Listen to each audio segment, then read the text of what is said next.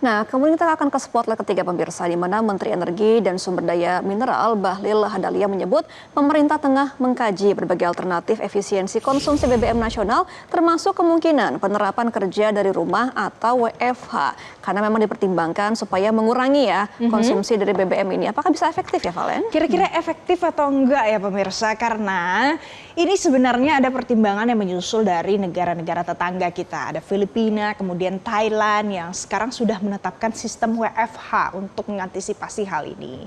Jadi usai menghadiri rapat terbatas di istana, Bahlil Lahadalia menyebut kalau tujuan utama dari kajian ini adalah untuk menurunkan tingkat pemakaian BBM di tengah kondisi pasokan global yang belum stabil.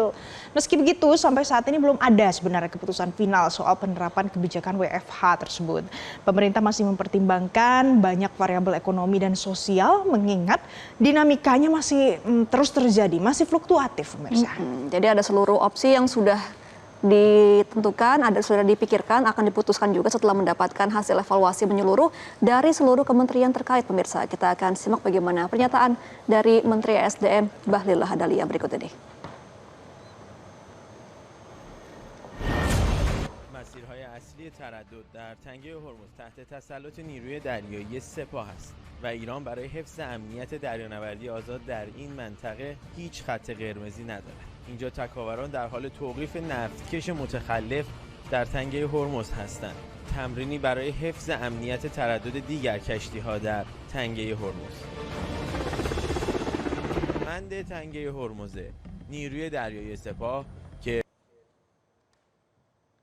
Filipina sama Vietnam kan udah nerapin kebijakan penghematan Pak untuk penggunaan BBM-nya, sama mereka menerapin juga WFH untuk pegawai gitu. Di kita lagi sedang kita melakukan exercise semua alternatif yang akan kita pakai untuk kebaikan negara kita, sekaligus untuk mendorong efisiensi pemakaian bahan bakar ya. Tapi belum ada keputusan yang pasti karena semua alternatif dalam kondisi yang tidak stabil begini harus kita mencari berbagai alternatif.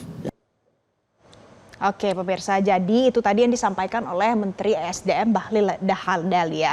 Kemudian saya mau ajak Anda untuk kita lihat ke negara tetangga.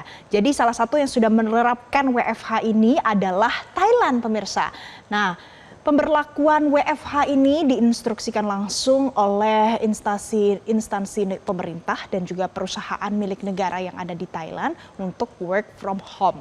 Ini diberlakukan dan dikecualikan untuk mereka yang memang punya tanggung jawab pada layanan publik gitu. Iya, selain itu juga mereka akan diperintahkan untuk menangguhkan perjalanan ke luar negeri jika sudah ada rencana tersebut. Langkah penghematan ini di kantor juga dilakukan karena Kementerian Energi Thailand telah mengusulkan beberapa langkah lainnya dalam menghadapi krisis energi akibat konflik di Timur Tengah.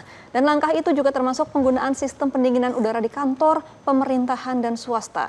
Diatur pada suhu maksimal 26 hingga 27 derajat Celcius.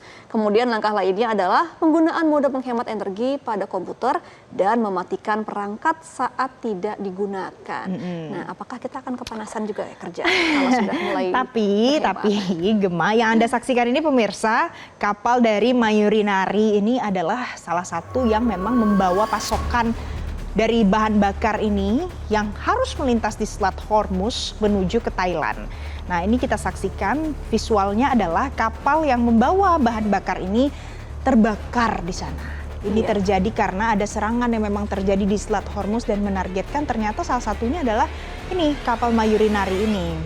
Dari Bangkok, dan informasinya memang ada 20 ABK yang selamat, namun masih ada 3 ABK yang hilang dan sampai saat ini belum ditemukan. Jadi ini mungkin salah satu antisipasi bagaimana nanti pengelolaan bahan bakar dalam kurun waktu yang lebih panjang lagi kemudian dilakukan oleh pemerintah Thailand supaya tetap stabil untuk pasokan energi. Mudah-mudahan di Indonesia ya jangan sampai ya kita kekurangan energi.